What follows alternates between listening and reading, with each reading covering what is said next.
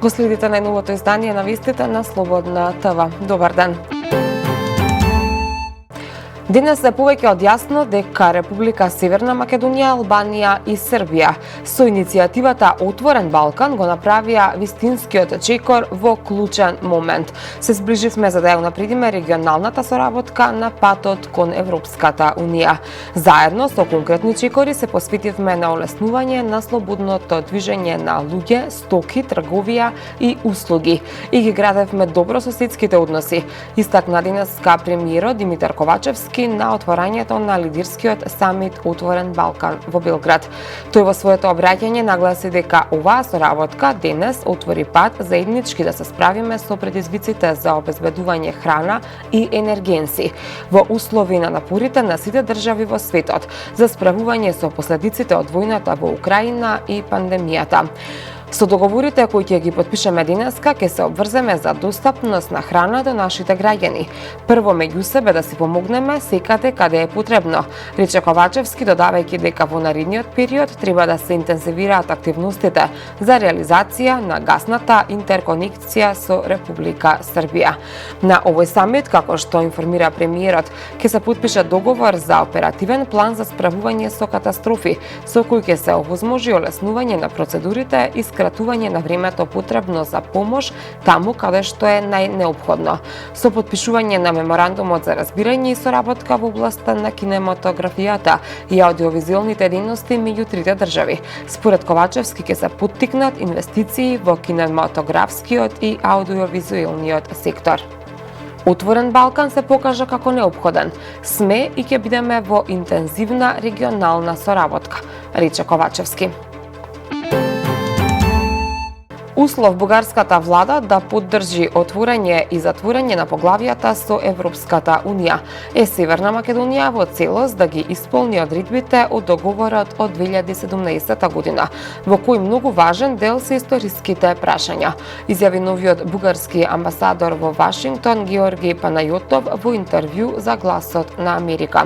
Амбасадорот изјави дека мешовитата комисија, составена од македонски и бугарски историчари, ќе мора да ги реши сите периоди од заедничката историја пред Македонија да влезе во Европската Унија.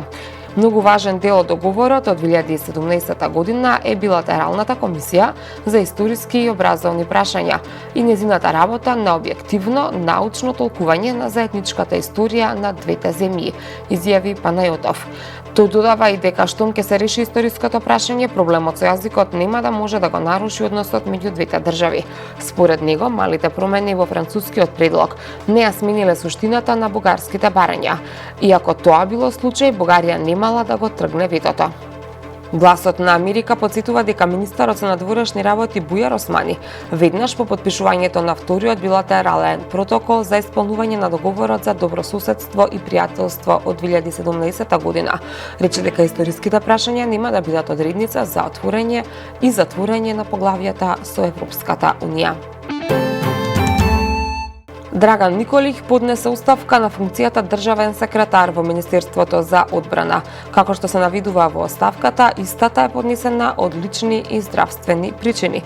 Николих беше државен секретар во одбраната повеќе од 5 години, поточно од 28 јуни 2017 до 1 септември 2022 година. Во периодот кога Николих беше поставен на оваа висока функција во Министерството, Република Северна Македонија стана полноправна членка на Алијансата, а во рамките на институцијата беа направени значајни чекори во однос на подобрување на условите за работа и статусот на припадниците на армијата, а беа започнати и досега најголемите процеси на модернизација и опремување, велат од Министерството за одбрана. Министерството му се заблагодарува на Николих за досегашниот ангажман на позицијата државен секретар и неговиот личен придонес во развојот на институционалните капацитети. Владата се уште не ги исплатила субвенциите кои БЕК ги пресметуваше во фактурите за топлинска енергија, кои им ги доставуваше на потрошувачите за февруари, март и април годинава. Според БЕК станува збор за 99,6 милиони динари кои до овој момент се на товар на компанијата. Во соопштението од БЕК дадено по изјавата на претседателот на регулаторна комисија за енергетика Марко Бислимовски, кој побара компанијата да ги stornира издадените сметки за август и да изготви установи. Од компанијата посочуваат дека услугата снабдување со топлинска енергија за грејната сезона 2022-2023 година се фактурира согласно последната одлука, донесена од страна на Регулаторната комисија за енергетика на 29 јули 2022 година. Одлуката на владата за субвенционирање е истечена на 30 април 2022 година, односно не постои правен основ за аплицирање на субвенции во авансните августовски фактури до потрошувачите, велат од БЕК. Оттаму посочуваат дека редовна пракса е фактурите во месеците кога не се испорачува топлинска енергија да се доставуваат до потрошувачите на крајот од текувниот месец, а рокот за нивно плаќање како и секогаш е на 21-виот ден во следниот месец. Продолжуваме со вести од регионот и светот. Илјадници граѓани на Приштина излегоа на улиците поради случајот со силување на 11-годишно девојче во Косово. Злосторството се случило во саботата, кога 5 лица силувале 11-годишно девојче од Приштина. Косовските медиуми јавуваат дека девојчето било силувано од 17 часот и 30 минути до 30 минути во полноќ во еден од градските паркови. Судејќи по фотографиите на социјалните мрежи, црвена боја е фрлена на седиштето на косовската влада и Министерството за правда. Демонстрантите бараат смртна казна за сторителите. А со транспаренти и од Скопје беа испратени пораки до властите и институциите, како и до мажите глави на семејствата, да работат на превенирање на насилството врз жените и девојчињата, како преку воспитно-образовни институции и домашно воспитување, така и со ефикасно гонење и казнување на сторителите на физичко и сексуално насилство. Аргентинската подпредседателка Кристина Фернандес де Кирхнер избегнала атентат откако пиштолот што бил вперен во неа се заглавил. Де Кирхнер ги поздравувала своите приврзаници пред својот дом кога од масата излегол маж кој впирил пиштол во лицето.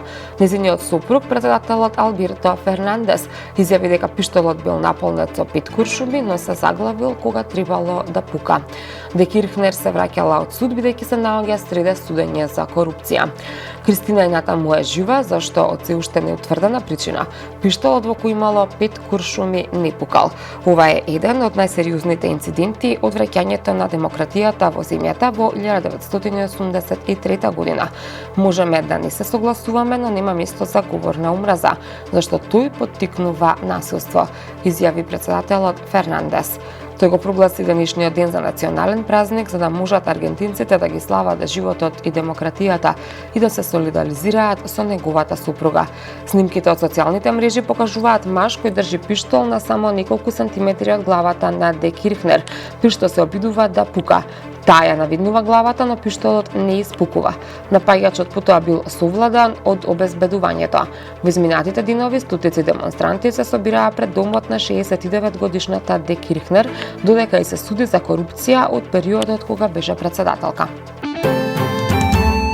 Стапката на невработеност во Европската Унија во јули изнесуваше 6%, што е помалку од јули минатата година кога беше 6,9%. Евростат проценува дека 12,9 милиони мажи и жени во Унијата, од кои 10,9 милиони во еврозоната, биле невработени во јули оваа година. Споредено со јуни 2022 година, бројот на невработени е намален за 113.000 во Европската Унија и за 77.000 во еврозоната. Податоците на Евростат покажуваат дека во јули годинава во Европската Унија невработени биле 2,6 милиони луѓе на возраст до 25 години, од кои 2,17 милиони се во еврозоната. Германската компанија Lufthansa соопшти дека ќе мора да откаже 800 летови денеска, што веројатно ќе влијае врз 130.000 патници, откако синдикатот на пилотите најави еднодневен штрајк. Синдикатот вчера соопшти дека преговорите за платите пропаднале и дека пилотите на Lufthansa ќе одржат 24-часовен штрајк, почнувајќи веднаш по полноќ во четврток, што ќе влијае и врз патничките и на карго услугите. Lufthansa соопшти дека откажуваат продолжувањето на летовите ќе биде на аеродромите во Франкфурт и Минхен. Синдикатот бара зголемување на платите за 5,5% оваа година за своите повеќе од 5000 пилоти и автоматски компензација за инфлацијата. Се надеваме дека ќе се вратиме на преговорите што е можно поскоро, рече портпаролот на Луфтханза. Штрајковите и недостатокот на персонал веќе ги принудија авиокомпаниите, вклучително и Луфтханза, да откажат илјадници летови ова лето и предизвикаа повеќе часовни редици на главните аеродроми, фрустрирајќи ги туристите кои сакаат да патуваат по заклучувањето за COVID-19.